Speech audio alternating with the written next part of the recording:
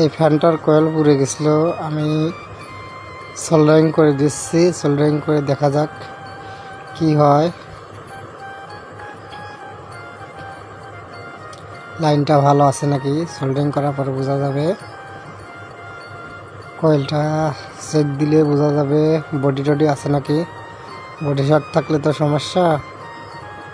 এখন আমি সিরিজে লাগায়া চেক দেব বডিটা ঠিক আছে নাকি।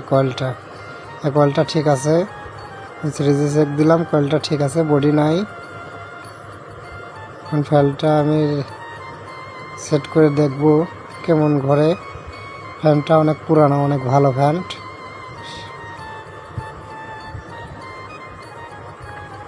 এখন ফ্যানটা আমি সেট করব, সেট করার পরে ঘুরিয়ে দেখব আসলে কেমন হয়েছে।